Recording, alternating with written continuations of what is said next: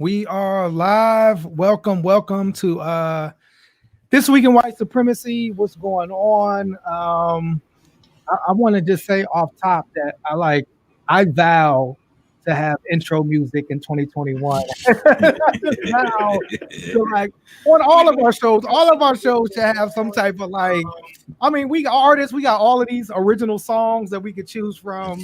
You know what I'm saying? So we gotta go through the One Hood catalog, Treble and Miracle, and kind of decide what we want our theme songs to all of our shows to be. But welcome to This Week in White Supremacy. I am Jasiri X. I am the co-founder CEO of One Hood Media.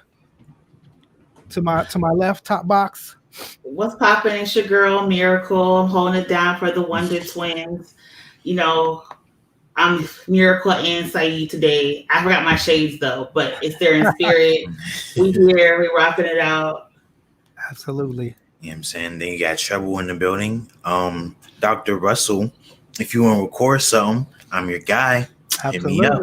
Absolutely. Treble's a super duper engineer, as well as producer, as well as MC, playwright. You know what I'm saying? We got my auntie in the comments. Okay. Mika, you know what I'm saying? We out here with it. Okay, we out here. Okay. Yeah. So just to let people know, what's up, auntie? You know what I'm saying? This is our last episode of the year.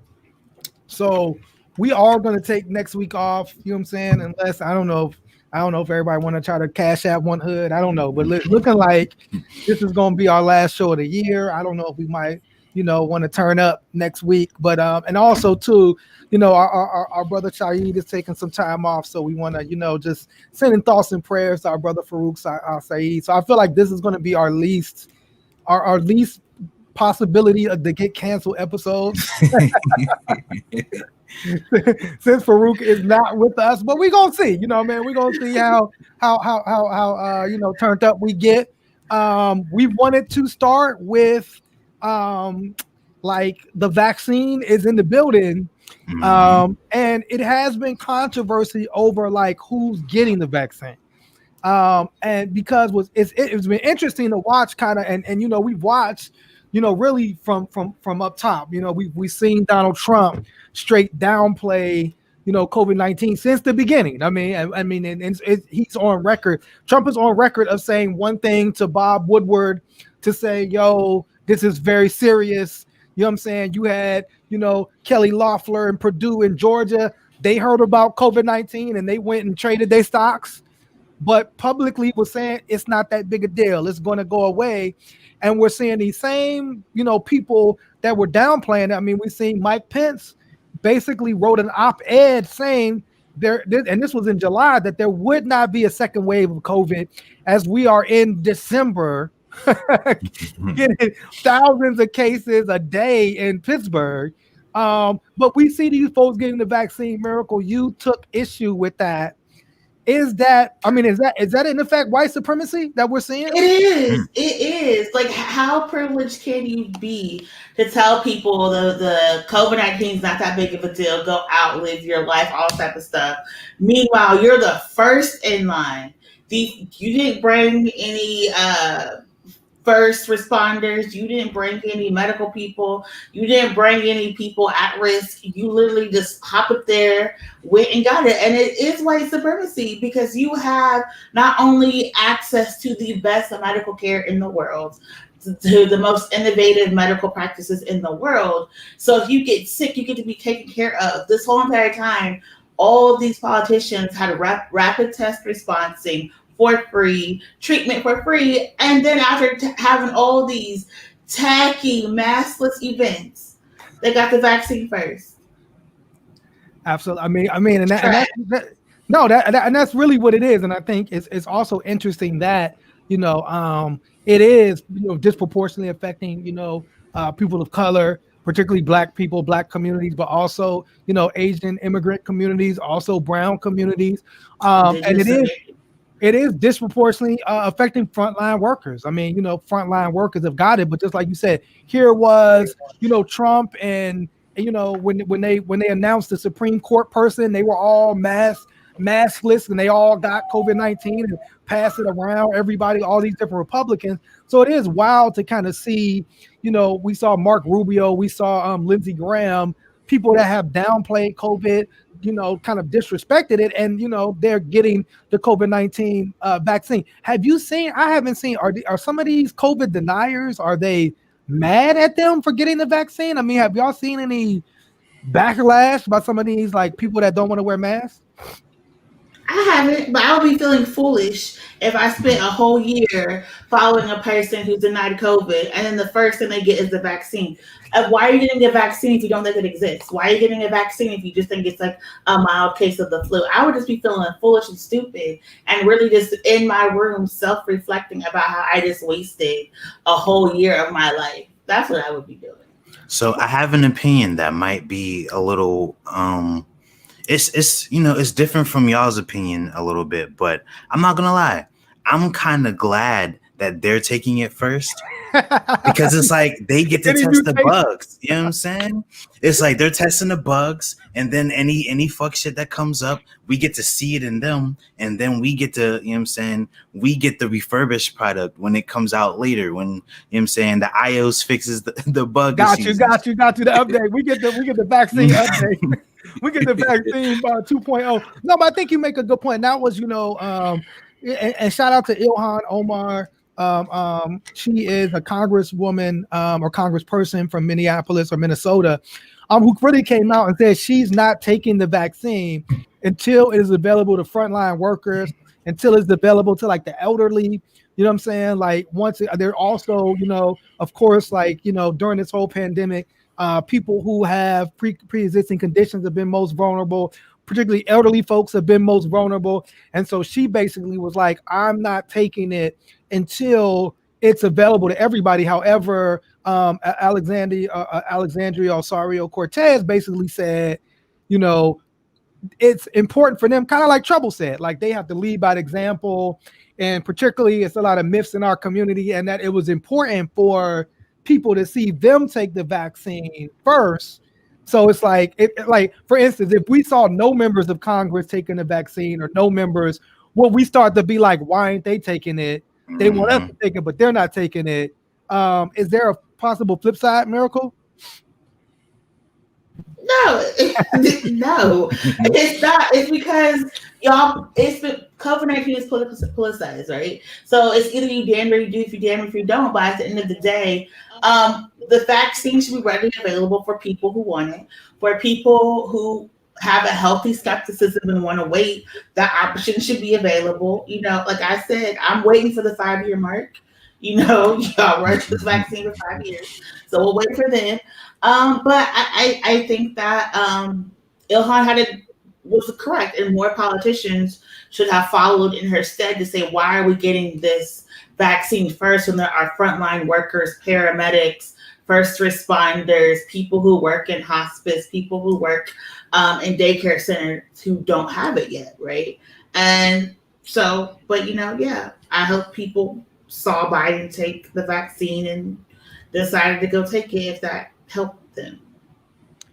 Yeah, and I think it's interesting though, because like I saw Mike Pence take the vaccine, and he might have to, because Mike Pence then went to Florida, and this is one of those things where like even though there's a vaccine, even though there's all of these, the vaccine is popping, it seems like you still have people, having massless events. So although Mike Pence took the vaccine, he didn't take it. He just got the first shot. So the vaccine's 2 rounds. Okay. Break that down. Okay. So I thought the vaccine was like a flu shot, but boom, one and done. But it's a booster. So you take the first shot and you get like a small dose. And you take the second shot and it boosts your immune system. And so it takes about 2 months for like the vaccine to work. So if you're taking the first round, and then you can still catch COVID. True. And so you're just going to have a weakened immune system, and you're going to be like SOL because you just hurt yourself. Well, I mean, I guess Mike Pence don't care, because Mike Pence was at a rally in West Palm Beach, Florida. It was a whole bunch of young white people with masks, a whole bunch of young white people chanting 4 more years. I don't know if they, don't know how elections work, or don't know about that, but they were still chanting 4 more years. And we also saw like Kirk Cameron, he also was on some, had some massive event, and they're having these like, pushing back on COVID, or maybe COVID doesn't exist. He was Christmas caroling. You know what I'm saying? So embarrassing. You talk about a war on Christmas. How are we gonna be out? Like, okay, I get it. You say, you know what, we want to be outside, but why are you encouraging people not to wear a mask? You talking about hundreds of people outside drinking hot chocolate, singing Christmas carols in California, spit all in your face.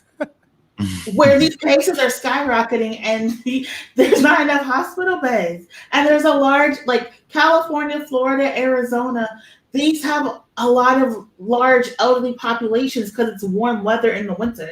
So like, you're literally out here trying to kill grandma and grandpa. Y'all were just fighting for grandma and grandpa to have Thanksgiving. Now you're outside at these super spreader events before the holidays. So we're going to be back at the same thing come January. If all these cases are going to skyrocket. I know, and a lot of these hospitals keep saying we have no beds. We have no ICU beds. Like, you're worried about death panels. That's what's about to happen because you keep making yourself sick. Yeah, it's interesting because it's kind of like this thing of like, and it's weird. It's kind of like, I guess, Kurt is saying like Jesus is going to protect him. I don't know. You know what I'm saying? And I think like it's kind of this. The Bible said faith without works is dead. Okay, that's what the Bible said. The Bible said don't be out here testing Jesus for no reason. He said you got to follow the rules of man and God. Okay, the rules of man said keep your ass in the house and wear a mask. Don't be like, I swear, like every day I understand why the Lord flooded the earth if you're a Christian person. I get it. It's just like all you have to do is stay home, and you can't do that. And you go like, the Lord, no, the Lord said you will know them by their fruits. He didn't say you go out there and tempt the devil like for no reason. Like, I just don't understand these people. And it's like, yes, this virus mutate. People are going blind. People have erectile dysfunction. We just saw that basketball player in Florida just passed out with his heart and stuff. Like, what about that is like, you know what? I really want that disease. Like, that's the virus. I don't get it. It's because people think they're like immune to this shit. You know what I'm saying? Like, there are still people out here who are trying to downplay it because they think that the government is fear mongering and they think they're superior because they're not allowing the government to make them afraid. But it's like, no one's telling you to be afraid. We're telling you to be cautious. There's a difference, a huge difference. You know what I'm saying? Be careful, because your carefulness can then help me to be more careful because I'm already being careful, but your recklessness can negate my carefulness just like that. No, absolutely. It's like asking you not to drink and drive. It's like, yo, we not saying, you don't operate the vehicle. We saying operate it cautiously. You know what I'm saying? And so it's really the same thing of like, if you're going to get behind the wheel, don't drink, don't be not in your right state of mind. And that's so you won't be a danger to you and you won't be a danger to me. But Kurt want to come knock on your door and be seeing all in your face. That is hilarious. I mean, it's sad, but and it's just really this thing of like, and is it Trump? It's almost like this denial of reality, because you have them, the reality of COVID, we're gonna deny that. The reality of like institutional racism and systematic racism or systemic racism, we're going to deny that. Trump lost, we're going to deny that. And it's almost like you have people creating this like alternative reality where they live, and it's their facts exist, and like the real world is some matrix. It's like the reverse matrix. I don't know what's going on. You know what it is? It's like a failed attempt at manifestation. It's almost like he's trying to tell himself, I didn't lose.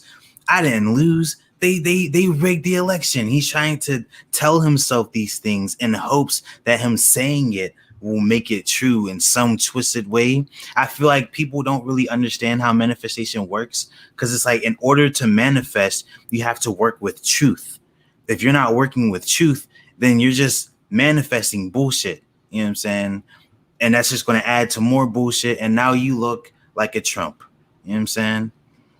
Yeah. I mean, It's interesting because there was a video. I wish I could find it.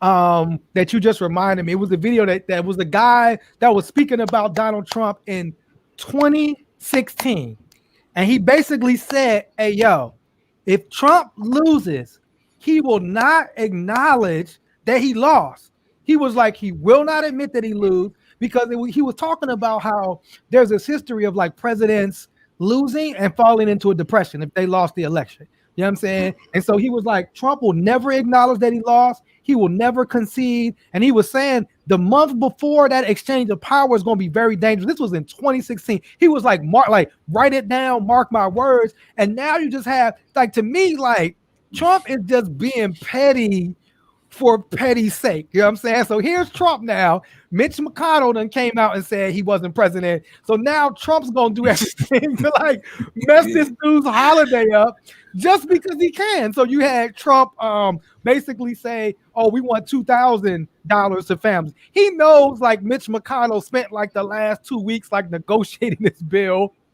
Trump's people was there negotiating the bill. He don't care. You know what I'm saying? And then he came out and just today vetoed the Defense Department bill.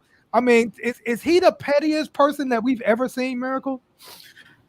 The pettiest, but if the petty is going to help people, you know, this is going to be the silver lining in what has been a horrible 4 years. And this also goes to show that Trump really could have been a progressive, powerful person this whole entire time. True. At the very beginning, he could have been like, we're going to be like Sweden, we're going to be like Canada, and we're going to give y'all $600 a week. We're going to invest in social services. We're going to have grocery store delivery. We're going to do all type of stuff. He chose not to. And I hope that people see how Trump is acting these last 3 weeks, 2 weeks, and realize he could have actually been benefiting the country and instead chose white supremacy and hate and division. And I think I'm starting to understand Trump a little bit. I'm not going to lie. He strikes me as a very strict contrarian. It feels like if he don't stand for anything else, he definitely stands to be on the contrary. You know what I'm saying? Whatever the people he don't like stand for, he's going to stand against that 100%. Just because he don't fuck with them. You know what I'm saying? And this is why you see like all the people around Trump are like sycophants. They're always like, you know, praising him and doing whatever he says because they know like the minute that you disagree with this man, particularly publicly, like if you disagree with this man publicly, then he's basically just going to be somebody that is going to go against everything that you are good, you stand for, whatever. He's going to go against that. And that's what we're seeing right now. Mitch McConnell, you know, his thing was basically saying like reality. Once again, the reality is Joe Biden is president-elect. Joe Biden is going to go into the White House, you know what I'm saying, in January. And I mean, that's the reality. But, you know, Trump also said that, you know, he might be here. Is there any, no, you're our law correspondent, Miracle.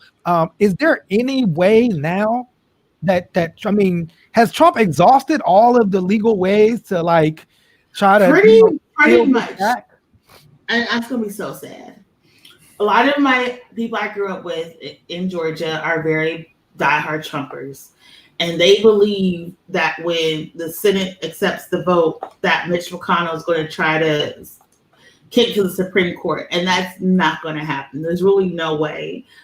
Because as was a Newsweek or Newsmax came up and just said that like there's been no proof that Dominion hacked the machines. There's been no instance of voter fraud. In fact, the voter fraud has been Trump folks voting for using their dead relatives to vote. Right. And that happened in Pennsylvania. It happened in Pennsylvania. I think it also may have happened in Arizona. So I think a lot of the people thought that the Democrats are playing unfairly, so they wanted to even the score, and they end up breaking laws. And you saw the situation in Texas. And it's just like, no, people just didn't like Trump, and he couldn't fix it in the very end. And no, they say he's going to run again, so he may be around for another 4 years. But I really think that the Trump family to be spending this next month and a half getting in people's good graces, undoing a lot of the harm that they've done, because they still have a lot of legal challenges coming ahead. Sure. And I really don't think that Biden is going to pardon the whole entire Trump administration. I mean, we hope not. And just like you said, it looks like Mitch McConnell ain't going to do nothing as of this point. Somebody you never know, because he said we need to lock up Governor Kemp, and then Governor Kemp went to the White House party and was just like, and it was like, I don't understand. You, Ted Cruz, he called your wife ugly, and you out here caping for him. I don't understand these folks. So we never know. Is somebody now? Rhonda asked, how realistic do y'all think a $2,000 stimulus is? Is that realistic at this point?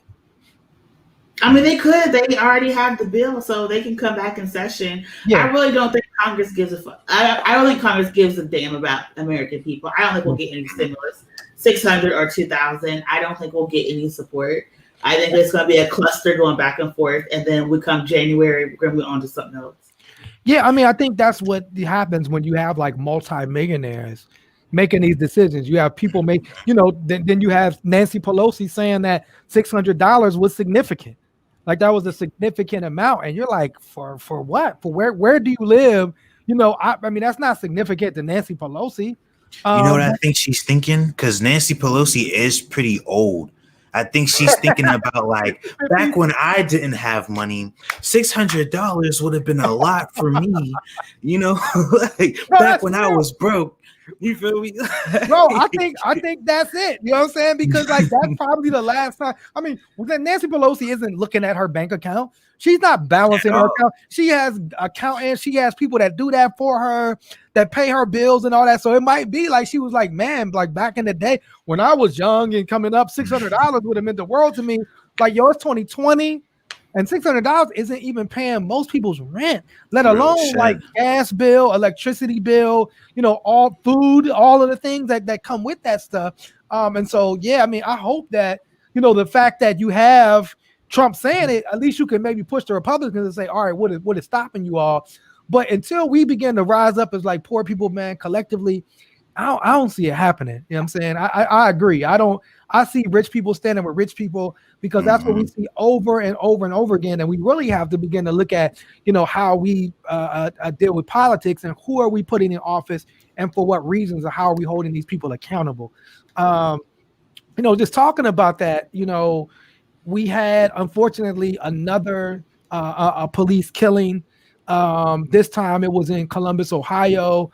As far as we know, I don't think we have the officer's name or the victim's name, but it says that a Columbus police officer shot and killed an unarmed black man while responding to a call. It says the furious mayor ordered the police chief to take the officer's badge and gun. The mayor said the community was exhausted.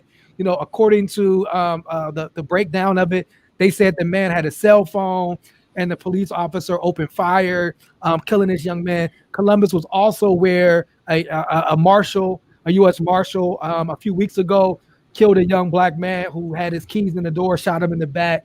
I mean, is this just something that we're going to see continually play out over and over again, y'all? And yes, is there anything that we can do to stop it? We're going to have to keep fighting because this Biden administration is feckless. They're not going to take on anything. They're more concerned about civility and respectability politics. And they really are going to have to run for office and defund these police departments and take over, because at the end of the day, how do you shoot a person and you say from the video camera, it is clear that he has a cell phone. It is clear that he's not. So it's like exhausting how many times we have to hear lack of training. They were scared. They just respond. Like how many times before people are really going to get sick and tired of it? Yeah, I think we just need to abolish the police completely, because like when you look at it, bro, it's like they're trained from a foundation of violence. You know what I'm saying? Right. And violence equals violence. You know what I'm saying? It's like if you're going into the community standing on a foundation of violence in a community that's liable to get violent, then it's like, at what point are you going to realize that the violence that you're seeing is in response to the violence that you brought? You know what I'm saying? It's like, at what point are they going to see that, like, sometimes people don't need you to be heavily armed with guns to de-escalate a situation. Right. I mean, and why? Right. It's like, why is your first instinct? You know what I'm saying? Why is your first instinct to shoot? You know what I'm saying? Somebody's coming to you with a cell phone and they're black. Why is the first instinct for you to then pull out your gun and shoot this person? You know, why is it violence? Where and I mean, you know, I at this point, I mean, just like you said, I mean, we've been told like training, it takes more training over and over and over again. But we're not seeing that. You know, we just saw that the video. I mean, one, we had just this week, you had they studied how the New York Police Department reacted to the protests, and by all accounts, you know, according to the investigation, excuse me, it says the New York Police Department badly mishandled protests against police brutality over the summer, engaging in excessive enforcement that only heightened tensions with demonstrators, according to a report by the city's oversight agency. According to that same report, Mayor Bill de Blasio of New York kind of said like he thinks back upon that moment and he wished that he would have done it a different way. But at the same time, when there was video of New York police, you know, hitting protesters with their cars, you know, aggressively arresting protesters for nothing, we saw Mayor Bill de Blasio defending those police officers. I mean, do y'all think like because of these things, anything's going to change because of some of these reports? Another report came out in Boston. We know damn well if they did a report here in Pittsburgh, it'd probably be the same thing. Type shit. I feel nothing happens. Go ahead, Trevor. Oh no, go ahead, ladies first. Nothing happens. These reports come out. So say in Chicago, a person like resigns or retires, and the same stuff happens over and over again. And none of these mayors have a spine to push back against the FOP, to basically say, if you act like this, you cannot work as an officer in my city, in my district, in my region. And so it keeps on happening. And it's going to keep happening until they harm the wrong person. And then they'll be, oh my gosh, we should have changed. How do you say we should have changed? How do you look at video of officers tear gassing and spraying people and be like, oh, let's have a report in 6 months? Right. And then in that moment, when you have, you know, you're the mayor of New York City, you know, you have the ability to call the police off. You have the ability to say, no, this is inappropriate behavior. We should not do that. If you don't use your power then to come back 6 months later after people have been brutalized, tear gas, thrown into unmarked vehicles, that then say something, it's like, how is that going to help us? You know, there was just a video that went viral in Boston, and it showed, and I want to ask John to pull the video up, and it showed a police officer talking to another police officer about how he was hitting protesters with his car, smiling and laughing, until he realized that he was actually being recorded by another officer's body cam. Can you play that, John? At the Boston Police Department. It stems from the release of body camera footage from the night protests broke out in Boston over the killing of George Floyd. Thousands of demonstrators took to downtown streets calling for racial justice in May. The website theappeal.org released a few short video clips from hours of police body cam footage. An attorney representing some of the protesters arrested that night requested the video, and in one clip, a police officer is heard telling a fellow officer about driving his cruiser down Tremont Street. I drove down the street. There was an unmarked state police cruiser that they were all around. So I overcommit. So I got to Tremont Park, and I was in the middle of so then I had to keep coming. I'm hitting people with the car. Did you hear me? I was like, get the On the video, the officer realizes his camera is rolling and walks away. When he returns, the officer says this. No, I know. What I'm saying is, though, they were in front, just didn't hit anybody, just driving. My windows were closed. It was coming in my windows. I was like, you gotta be kidding me. Crazy, dude.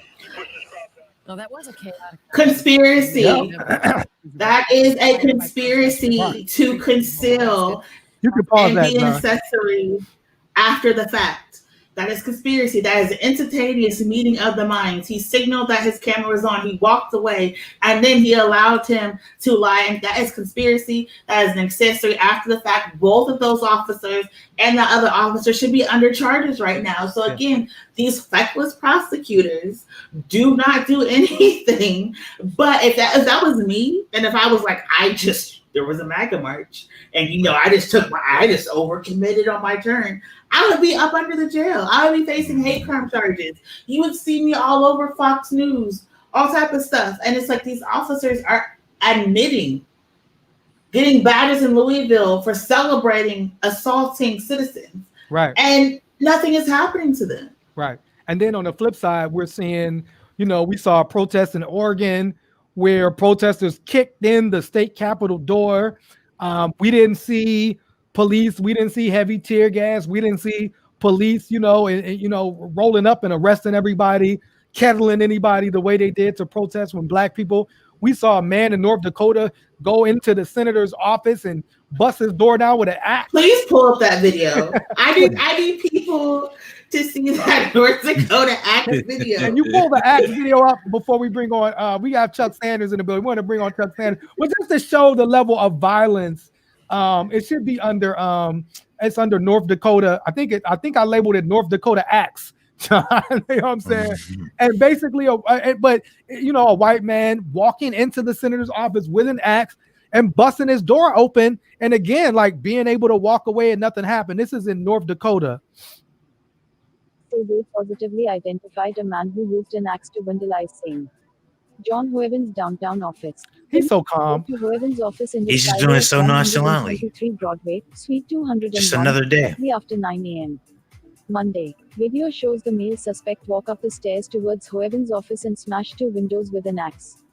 Hoeven State Communications Director Alex Finken released a statement saying, "Our staff he's not even running. He's just walking away." Monday morning. Like you just watch a man walk around the street with an axe. Look, I get it. It's North Dakota. There's a lot of woods, and I'm assuming there's a lot of No, you can't, bro. Ain't no Black person in North Dakota being able to walk around with no axe and not be questioned by no officer. Like, why do you have an axe? You're downtown. Ain't no trees down in town, Fargo, North Dakota. What are you doing with an axe? But it is that's that piece of like, white people can commit, like what white people can get away with it based on Black people. And I think it's a great segue into the conversation we want to have with our brother Chuck Sanders and what we see happening in this moment with the Savoy restaurant, as opposed to these other restaurants that have been consistently flouting the law, breaking these COVID, like proudly, breaking these COVID restrictions, posting it, like literally posting it all over their social media. We haven't seen the level of harassment on these restaurants, like the Cracked Egg, where you had 2 sheriffs, there, and they took pictures with the owner maskless, even though they're supposed to be enforcing the law. But yet it seems like we have had, like, particularly, is it now, Chuck, thank you for joining us. Sure. Can you just give us a timeline? Is this harassment? Is this something that's just started happening this year? Or is this a continuation of something like since you've bought the Savoy, and since really the Savoy, one of the few Black-owned places that we can go and celebrate, our own, our Blackness, give our money, circulate our money to the community, all of those things that we're talking about more in these moments. Is this something that's recent, or is it something that's happened since you bought it and opened it? Well, I opened in 2012, so we've been open for 8 years. It's not like, we've been around overnight. Everybody. Right. It really started escalating, I'd say, in the last 2 years as, surprise, the condominiums and the high rises start going up around me. I said before publicly, and I got some situations that I'm working on, my lawyers are working on, that I believe behind this is, some of the biggest real estate developers in the state who are building condos, to my left, to my right. So it's really escalated in the last year and a half. And now with COVID as the cover, that's when they can make their moves. That's when they do things. When there's a pandemic, when it looks bad, when, woo. And that's when they can make their moves. And that's how they move in the back offices. You know, that's when they make their moves, when they want to make a land grab. The bottom line is I got prime real estate and they want it. So it's more so about you like that being a prime location, or is that the focus, or is the focus that Black people are there gathering and, you know, they don't want it to be a place where you have Black people gathering? Oh, absolutely. Let me be clear. A prime location that is catering to an African-American crowd. That's just a double whammy, you know, and I own the building. So they can't go to their buddies or go to whoever and, you know, and get me force me out. And so we're talking about a couple things here. We're talking about the racism, the institutional racism, that you can use an institution like the PLCB to do your dog work for you. We all pay taxes. That's what makes me mad about everything you're talking about. Some of these private groups, hey, they're private hate groups. But the ones that we pay taxes for, you know, that come out and harm us and do different things to us, that's what just drives me crazy. I mean, I can't be mad at the Brotherhood or whatever the new group is called. Right. Bellman, the white. I mean, they got private groups. They raise their money. They do what they do. Right. Which we should probably do. But when we're using the police force, the liquor control board, the mayor's office, I mean, it's just, it's beyond me. But yeah, to answer your question, like it's absolutely because of the clientele that I have down there and I want to have down there and I proudly have down there. Absolutely. So yeah, I have a million questions. So I see you want to say something, Miracle. If you want to hop in too, Treble, yeah, I'm gonna come to you, Miracle. Yeah. So for the people who are not aware, you know, Thanksgiving Eve is the largest in the country, the largest, most profitable night for bars and restaurants. It has been for the past few years.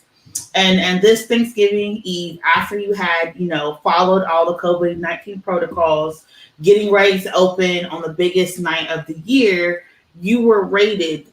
Can you just let our viewers know what happened and what they should know about the PLCB? Sure. Well, first it goes back to Halloween, and you make some great points, Miracle. Like there's only a certain pocket of time that we can make the money we need to make. And it's really from, you know, late September, October, all the way through New Year's Eve. So a lot of the COVID rules were being, you know, out there on key weekends, Halloween weekend, Thanksgiving weekend. Obviously, they shut down now. You know, we're shut down. So business people are making business decisions.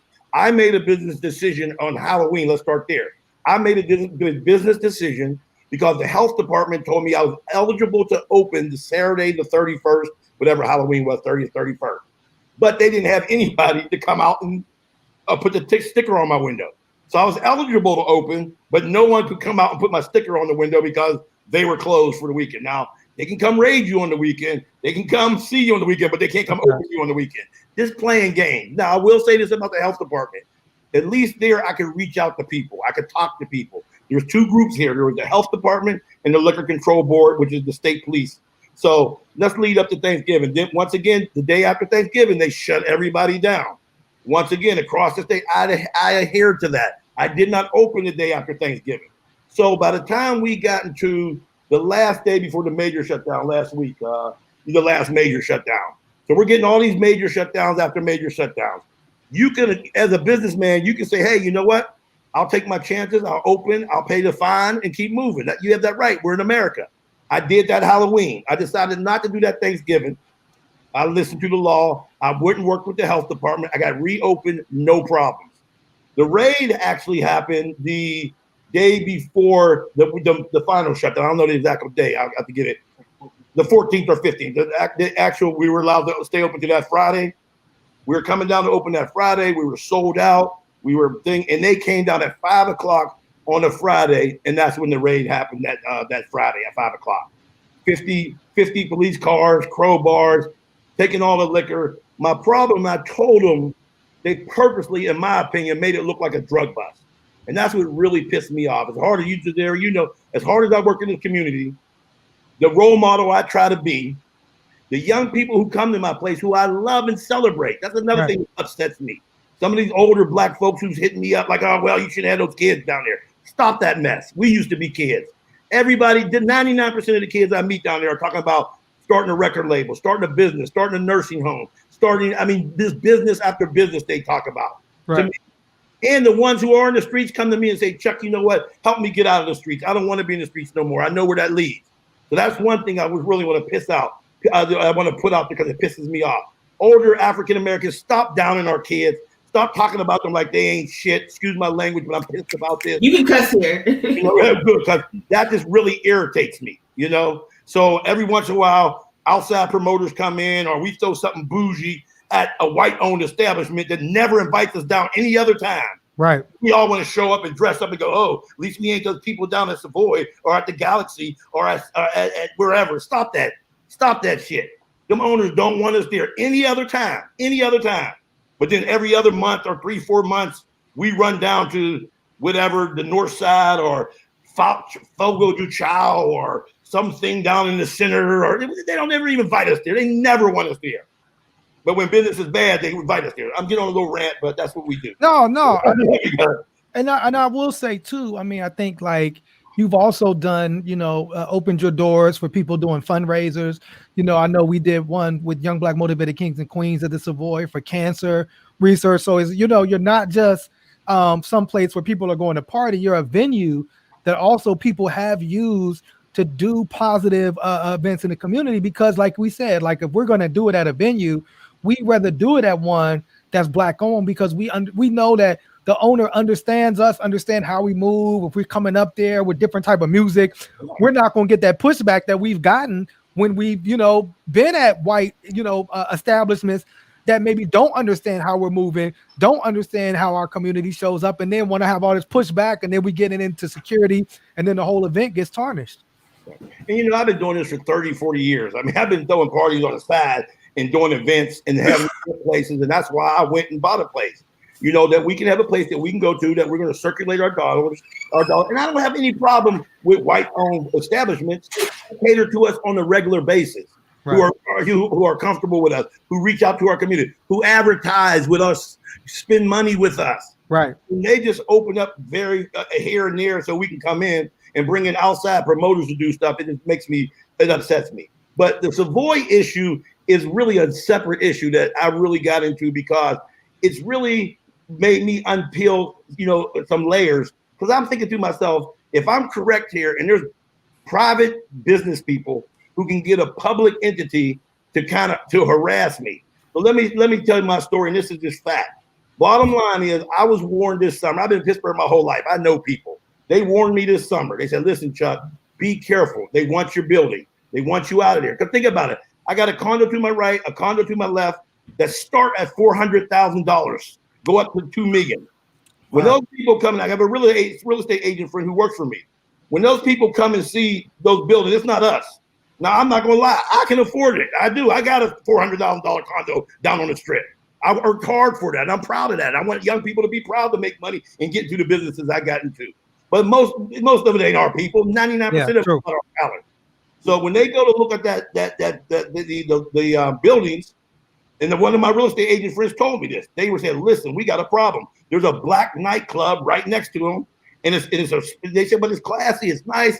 It's a sports bar downstairs. They do events. Yeah, but it's Black folks, and that's scaring away our potential clients, our potential customers, the potential buyers. So I got that word this summer.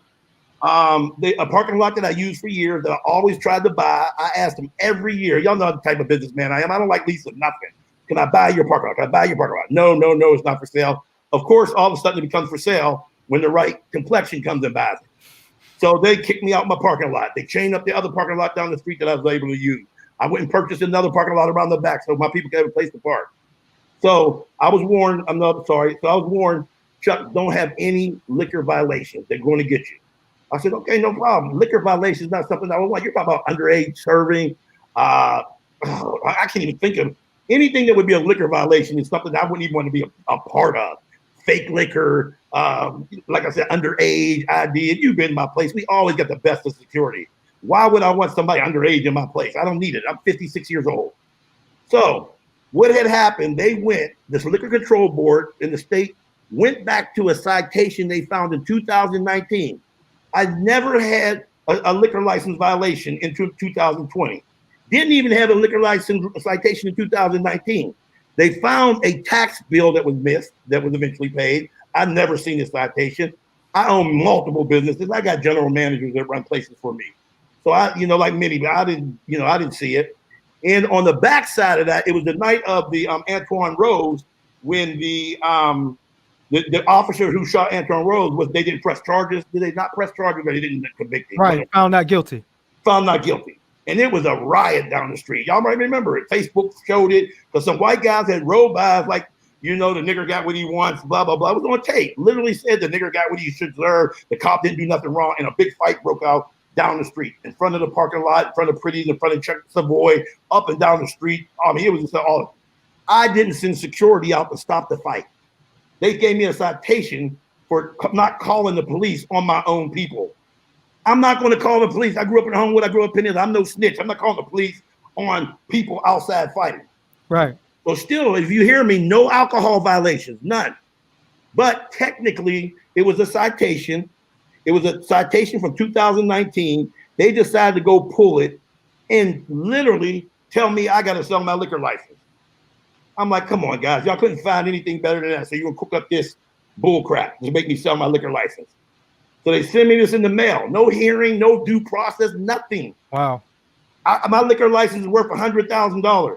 My club is worth probably $2 million. You've been at my place. It ain't no garbage place. No, it's not. So I got a multi-million-dollar business, and you're going to send me a letter in the mail telling me I got to go out of business? That's crazy to me. No due process, no nothing. I rent the club out on Wednesday to my good friend Solo Dolo. He's a good friend. We all know him. Yep. He did a wine Wednesday. I give Solo the wine. He gives it away as he wants to. He's like, I'll give it away for $20. They use that as another citation. They snuck some undercover agent in, said the girl put money in the Crown Royal bag. I mean, just looking for anything. And this was their justification to go in front of a liquor control board that's controls $800 million worth of business a year, that's appointed by the governor. Three chairmen, 10 executive members. How many of them look like me and you? You said none. Zero. Now I got a problem. Because I'm Chuck Sanders, and I say this humbly, but I earned this respect. I earned the fact in business. I've been a multimillionaire for, if you want to talk money like they want to talk, I've been a multimillionaire for 20-something years in mortgage business and medical marijuana business and all kind of businesses. So I know people. So I'm calling around like, I don't know none of these people. Luzerne County, this county. I'm like, wait a minute. Something funny here, something fishy. I should at least be able to talk to somebody who I know or know somebody. I went one person away. And that's when he got to a bigger situation with me. I said, the governor should be ashamed and he should appoint an African-American to this board. Because as we all know, if one of us is in the room, it's a different conversation. A different conversation. And that's all I'm asking for, is a fair conversation. I can't imagine my case coming up in front of a board and they're looking like no alcohol citations, been here 10 years, right? No gunshot, no nothing, missed a tax refund, and didn't call the police to break up a fight, and we're going to take his license? Right. Come on. Particularly in a place where where you're in the worst city in America for Black women, one of the worst city in America for Black professionals, you would think. Now, I did want to ask you that because you would think that like Pittsburgh would have a vested interest in keeping your business here, because of what you represent. Have you had any conversation with city officials? And then also, did you meet with the African American Commission, I guess the Governor's Commission for African American, and how did that go? Yeah, let me talk about some good news here. Let me talk about this now. Good. I will say that I met with Miss Jeter, Danielle Jeter, who is a commissioner from the East, from Philly, right, from Philadelphia. I did talk with Jake Weekly and also spoke with Julie from the I'm sorry, what's his Lieutenant Governor? The Lieutenant Governor's office. Now, I believe that because of all the noise, and I was humbled by this. I'm telling you, if one great thing came out of this, I seen all of Pittsburgh get behind me. Yeah. I mean, I gotta say, I was so humble. We stopped with the little club arguing, and it became like, wait a minute. If they can do this to Chuck, they can do it to any of us. True. If they're trying to tell us where we can party and where we can gather, and like you said, even more important, where we can hold events. We hold a lot of events that have nothing to do with a party and all that. But I will never apologize for having hip hop parties. That's our culture. We love hip hop. Absolutely. We do a lot. We got a sports bar. We got the best sports bar in the state. I'll challenge anybody on the TVs we have, the sound system we have, the hookah system we have, the patio. I make sure we have the best. So I did reach out to the governor's office. They reached back out to me through their African Americans Commission. We had a great productive phone call. At this point, it's still a phone call. I understand it's holidays and all that. I actually even met with the young lady when I was in Miami. We just happened to be in the same place, and we talked. Spelman girl, so there was an avenue. And like I said, Julie, I'm forgetting her last name right now. Strickland. Yeah, yes, of course. I know she got married, but Mr. Strickland's daughter, she's been very helpful in reaching out to the lieutenant governor and hearing my case. And they absolutely like, Chuck, this just doesn't smell right. It's not cool. Right now it's the holidays and we're shut down in January. And it's very important to note, I had no COVID violations. We had COVID violations earlier and we addressed them. If you look on my window, it says we are COVID compliant. We worked with the health department. I knew some people down there who I give the health department credit for at least coming and working with me, talking with me, and we were able to work things out. I haven't even heard from anybody in the Liquor Control Board. I haven't heard from anybody in the state police who I don't even know who all benefited. They came down to my place, raided the place, tried to arrest people, bullied my staff. A lot of people quit because they thought it was a drug bust. It's on every news station there is. And I'm like, this is crazy. Over a citation, never in the history, over a citation, took out thousands of gallons of liquor. Liquor I had, vintage wine I had back from 2010, 2012. So the next steps I heard from the government, because there were two different agencies, what I heard from the governor's office and the Commission on African American Affairs is they would be reaching out to the governor. And in the next week or so, we should have a sit down. And like I said, I want to have a conversation. But the bigger thing is, and they opened the door. And I say this all the time. We don't know if Rosa Parks' feet hurt or not. I'm just glad she didn't get up. Right. But my point I'm trying to make is it's usually some small personal thing that turns into a bigger thing. Because I'm an expert. I'm one of the leading experts in this country on diversity. I've worked with the biggest banks, the biggest companies on diversity. I've built companies up to $250 million, $400 million. It's a shame that we don't have a supplier diversity program at the Liquor Control Board. They control $500-600 million.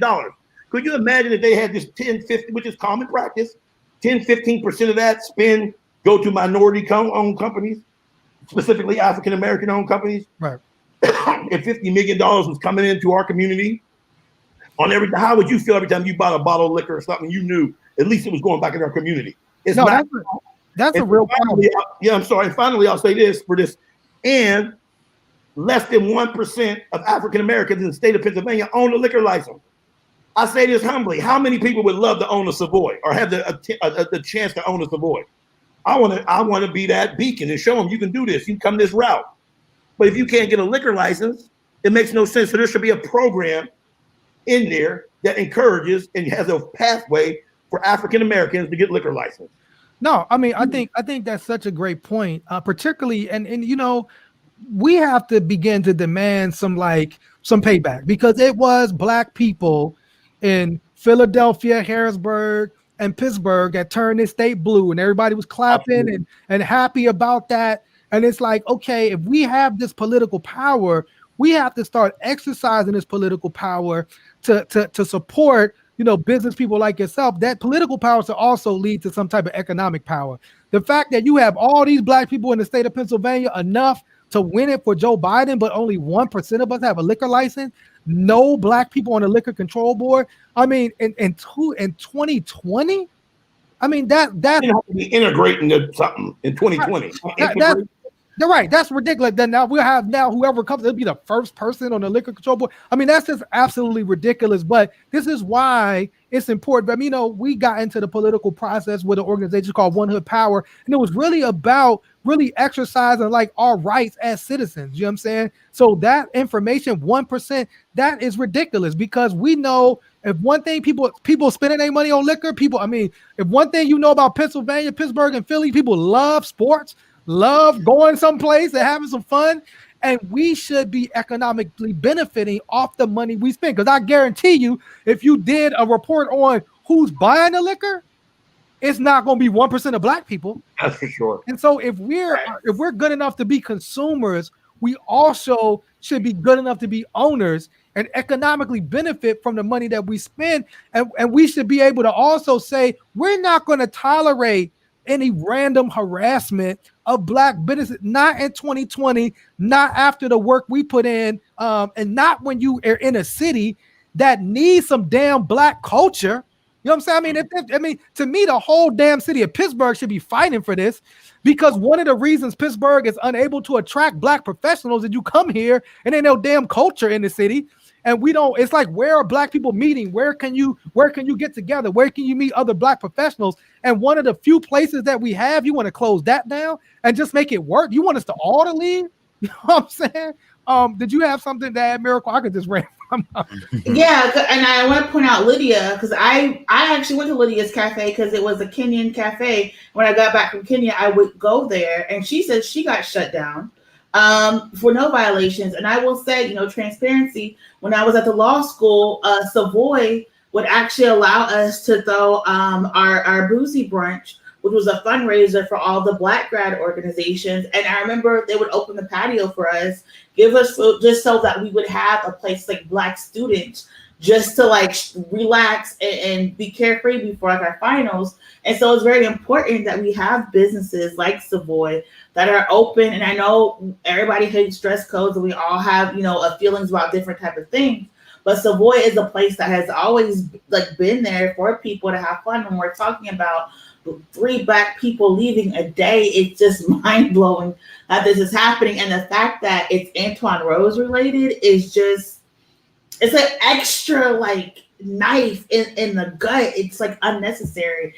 And so what is your lawyer saying? Because I know I'm not a Pennsylvania lawyer, but I do believe you have constitutional rights when a government enacts a taking to have a hearing, to have, you know, a due process. So what is your lawyer saying about like the next steps? I know this is regulatory. Yeah. What is your lawyer saying? Yeah. Absolutely. Our lawyers, and, you know, and I say it this way, I believe they, you know, they should have did a little bit more research. Let's say that. I mean, once again, I want to be humble about, you know me, God, I never run around here, you know, boo talking stuff. I let my actions speak for itself. But I got the resources. You know, I got lawyers. I have to thank. I'm terrible with names, and they don't want their names out anyway. But I have some little top lawyers even volunteer for a civil rights case, a discrimination case. I mean, just numerous cases that we're considering and coming out legally. Like I said, the governor's office I did hear from. You know, what I'm hearing, what I've heard through the grapevine from, you know, the police and the state police who did it. Oh, he's blown this all out of proportion. Of course, that's what they're going to say, because they don't think that we care about our reputations. They don't care that, you know, if I sit there and call Trouble or Miracle out of her name or disrespect you, that you're supposed to just take it. You know what I mean? That you don't care about your reputation and how you're perceived and the people you lead. So, why is he making such a big deal? Yeah, you know, and I said this, it ain't about the money. I got nightclubs across the country. I actually I do better in Miami, in Atlanta than I ever do in Pittsburgh. And I get a huge turnout and I make more money and I don't have a headache. But this is my hometown. I refuse to get ran out of my hometown. So we're going to fight legally. As far as the charge, and let me say this too. Am I guilty of some citation or yes, I'll take that. But does the punishment fit the crime? Come on. It's at worst, it's a summary violation that you pay a fine for selling liquor. But to come in, bust up my place, tear down a tribute I had to my mother and father who passed, I take that real personal. If I came to your house and just tear up your stuff, and you know, based on nothing. So our lawyers are going to, you know, handle this the right way. But more importantly, I'm telling you, what got them worried and what has me encouraged, I'm not counting on them to fix my problem. Just like you talked about earlier, the cops in Boston, this has been going on forever. I'm 56 years old. The day I believe that all of a sudden those in power, white, black, whatever, are going to worry about us is, you know, a pie in the sky. But I'm counting on the people who, white and black, who know that this is wrong, to support Savoy. I'm not going. They're challenging me to do like the broken egg and all that. They want me to come out, but I know that don't work. If I try to do that, it gives them legal reasons to further mess with me. Right. Some follow their laws, but when I open back up, I want everybody coming through. I want people coming to the sports bar. I want them to show that this is an institution for all of us, and you're not going to run us out. And I want you to be able to come through, enjoy your time. I'm going to get my liquor license back. I'm in this situation. I'm in this right now working on. They're trying to force me to sell my liquor license to who they want me to sell it to. Meaning, this is how they do it. They have a hearing, and then they just keep denying who you sell it to until you sell it to Starbucks or the Beanery or somebody they want. Wow.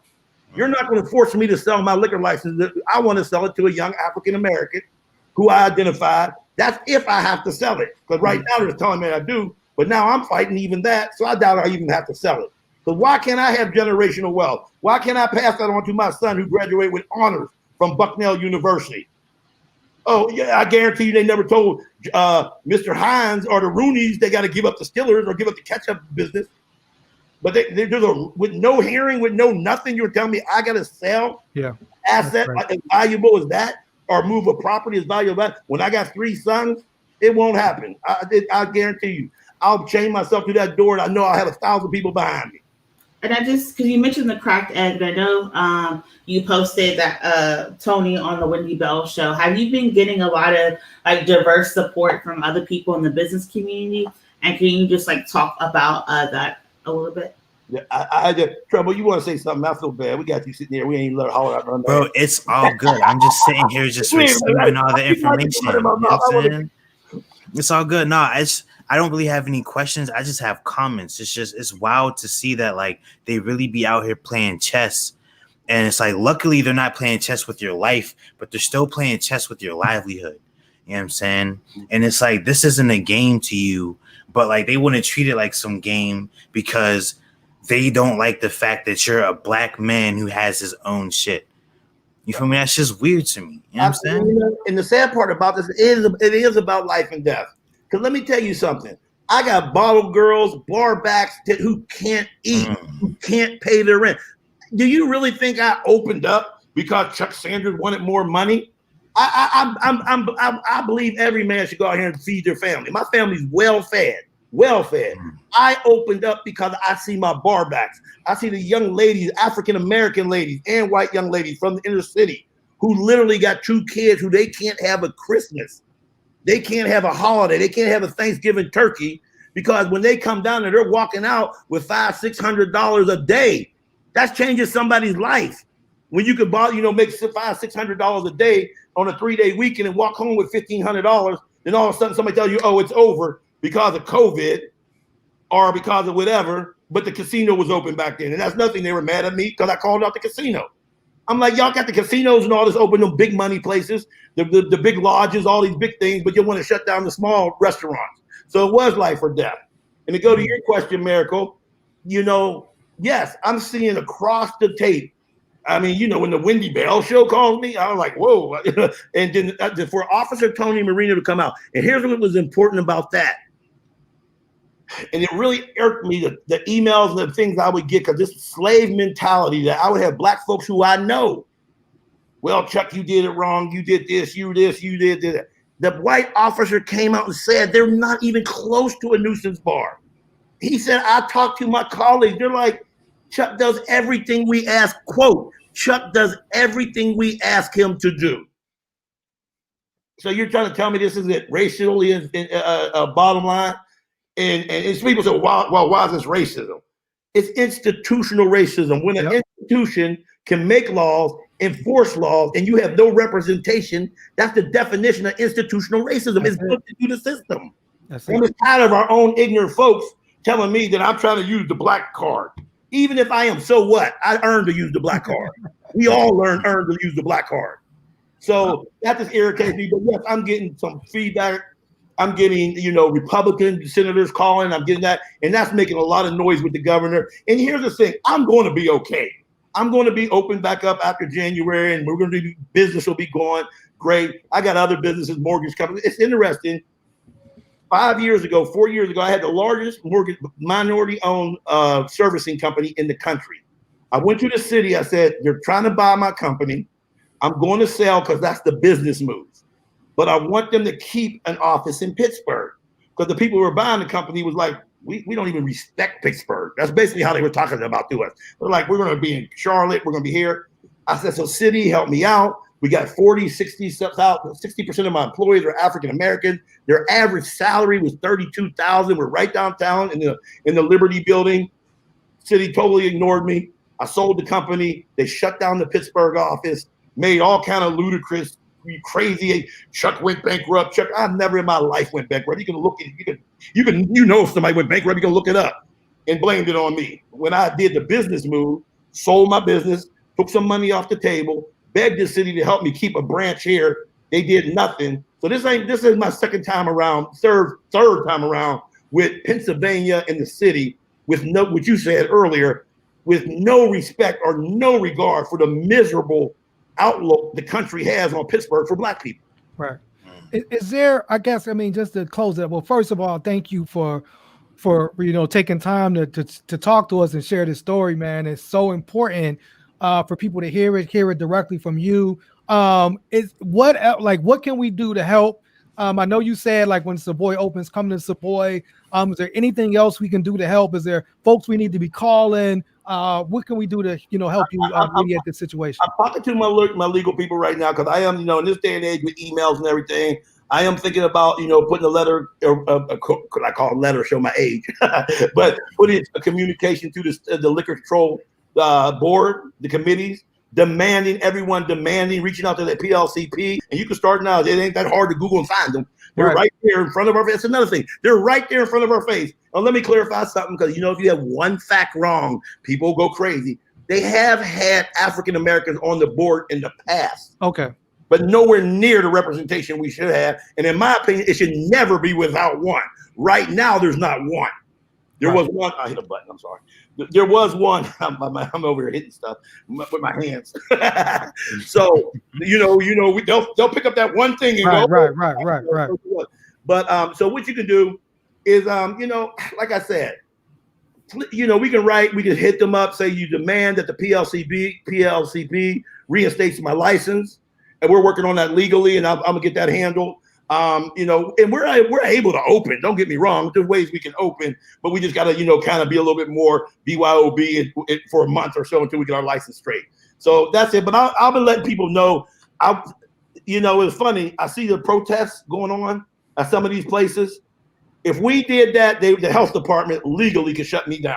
Wow. Because I got too many people. I have a crowd. They're not 6 feet apart. They don't have a mask on. If you ask 2,000 people to come down to Savoy tomorrow and protest. Now, y'all know our people, and I love our people, white, green, purple. They're going to get angry. Their mask won't be on. So I can't even take that approach, because they'll find a reason to give me more citations and violations. So I'm going to wait till the January 3rd comes, the 4th comes, and I'll have some things. And I really appreciate the public coming out and helping us. But something I want y'all to pay attention to, and this is important. These establishments that we spend money at, if they ain't spending money with us, we got to stop spending money with them. True. I'm not saying don't go to McDonald's, because actually McDonald's spends some money with Black folks. But you know what I'm saying? There's some private businesses in the downtown area, in the Strip District, in Shady Side, in the old East Liberty, who used to be ours. Yeah. They don't think about us. Yeah. And I tried it their way. Let me say this real quick. I tried it their way. I got sucked into her. Let's be stuffy, African Americans with a lot of money and blah, blah, blah. I gave more money to the African culture. I'll challenge anybody. I gave at least $200,000 to the who's the famous playwright? August Wilson Center. August Wilson Center. Me personally, I gave $100,000 for the police shotgun thing. The shot clock. So when the gun goes off. I don't even know what this stuff is, but anything that can help the Black community, I put my money where my mouth is. You know what I mean? And you know what? None of it worked, because the way they treated the August Wilson Center, the way they treat the neighborhood. Yeah.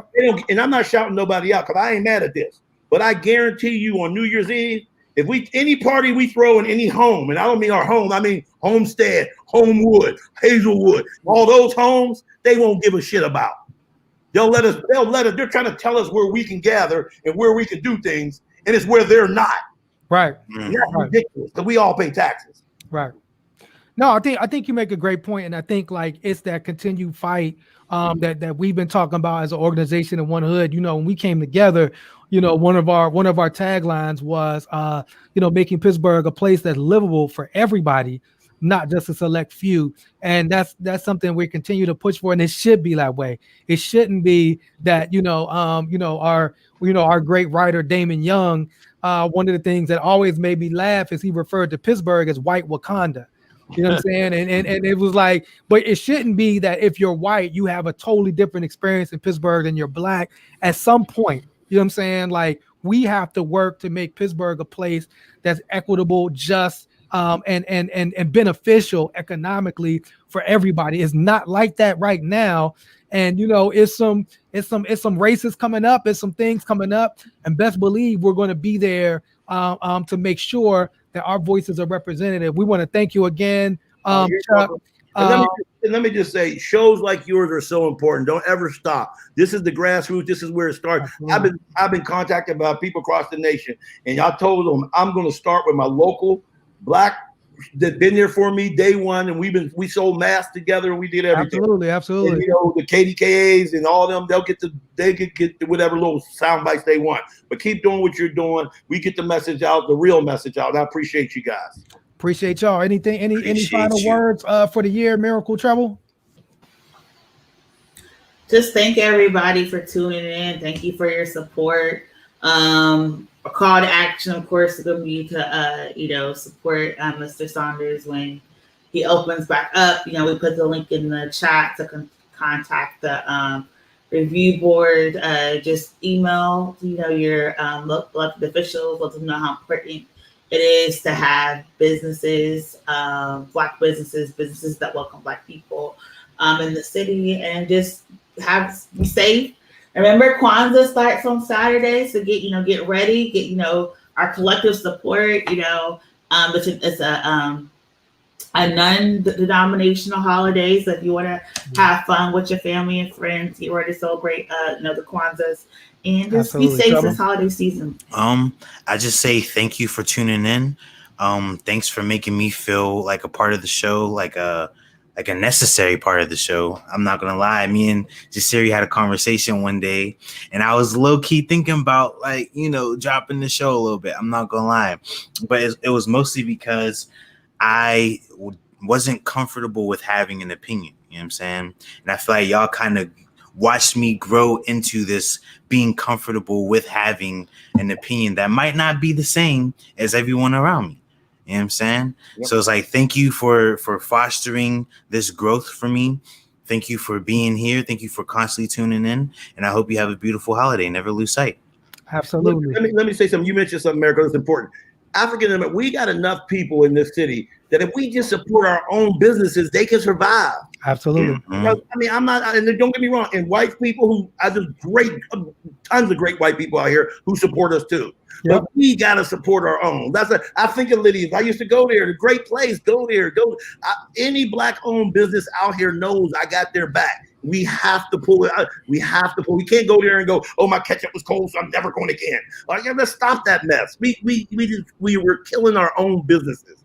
So make a point to every week stop by a black business. Once a month, stop by a black business. Absolutely. You got to support the black business.